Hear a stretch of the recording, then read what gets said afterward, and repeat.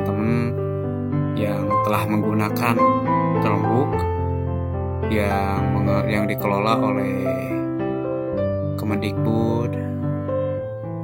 Chromebook ini kan dari pemerintah ya teman-teman.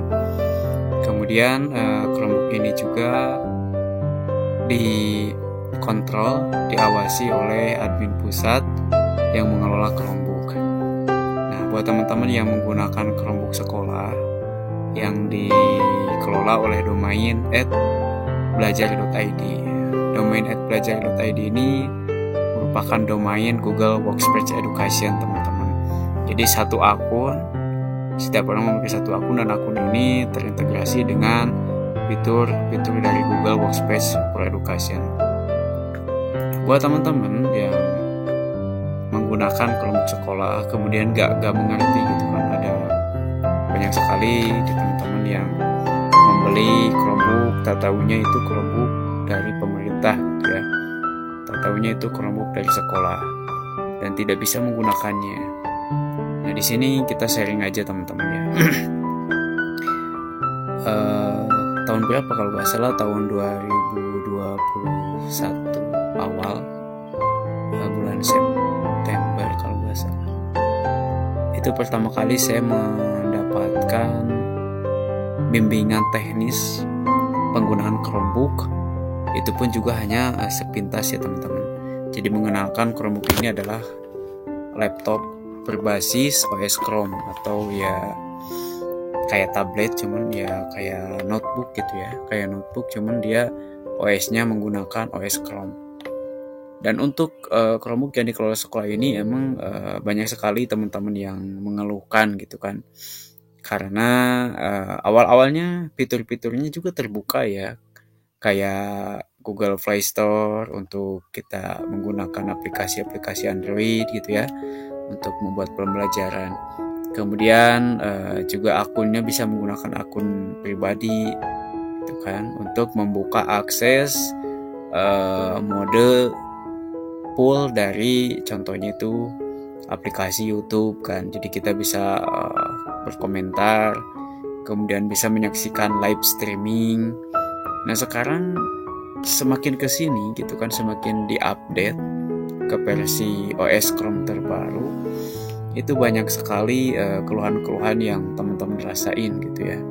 Kayak Google Play Store-nya sudah tidak diaktifkan lagi seperti ini ya teman-teman. Jadi banyak fitur yang dibatasi gitu kan. Padahal kan menurut saya kalau untuk Chromebook gitu ya, mendingan kayak kayak aplikasi ini kan jangan dibatasi, karena ini digunakan oleh para guru gitu ya, para guru, para siswa untuk karena di Google Play Store itu kan banyak aplikasi-aplikasi Android yang berbasis pembelajaran digital gitu kan, baik dari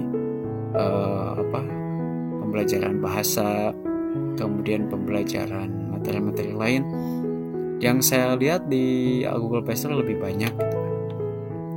Otomatis dengan ditutupnya akun ini gitu kan, karena ini dikelola oleh administrator, jadi kita nggak bisa memaksimalkan penggunaan Play Store ya teman-teman ya, kayak sama padahal tadinya sih saya berpikir ini bisa mengganti HP gitu kan, HP yang sering dipakai oleh anak-anak bisa diganti dengan Chromebook gitu kan. Kemudian kalau untuk Linux sih gak masalah ya, karena developer Linux ini gak terlalu digunakan. Yang jadi masalah itu kemudian adalah akun yang diberikan oleh pemerintah itu, kalau gak salah domainnya itu belajar.id. Nah, ini juga memiliki keterbatasannya itu, yaitu di akses YouTube ya teman-teman. Jadi kalau kita akses YouTube di sini, kita gak bisa menyaksikan live streaming. Padahal kebanyakan dari webinar-webinar dari Kemendikbud itu semuanya streaming gitu kan. Jadi sini kita gak bisa menyaksikan live streaming gitu. Kita hanya bisa menyaksikan video yang sudah yang sudah dibatasi gitu kan. Nah, sininya tuh ada pembatasan.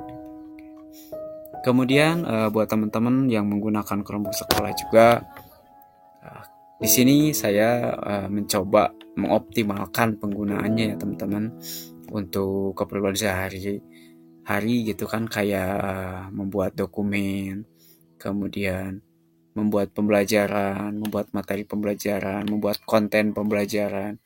Karena menurut saya walaupun ini sudah dibatasi, tapi menurut saya mungkin keinginan awal Kemendikbud itu supaya Chromebook ini memang digunakan hanya pada fitur-fitur workspace education, fitur-fitur Google Edukasi ya, seperti ini.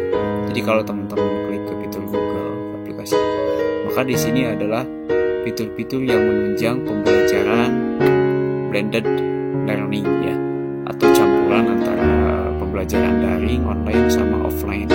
Di sini teman-teman bisa menyediakan semua kebutuhan online dengan harga Chromebook yang murah menurut saya.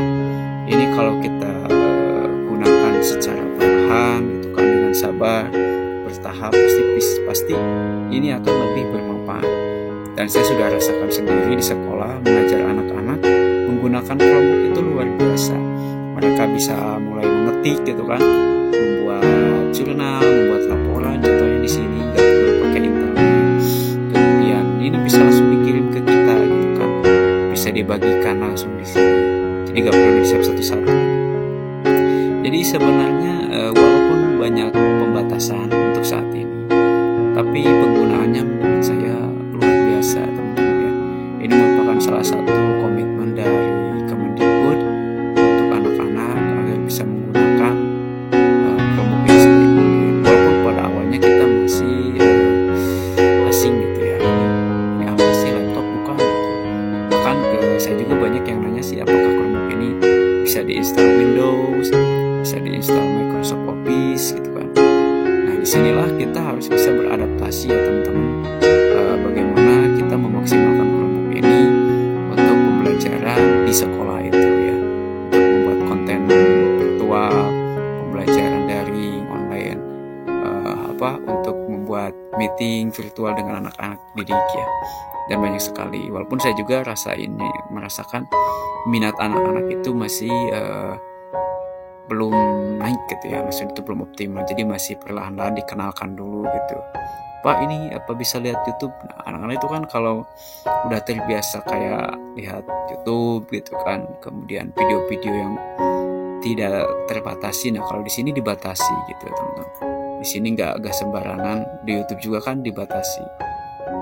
Oke, jadi buat teman-teman yang menggunakan Chromebook sekolah,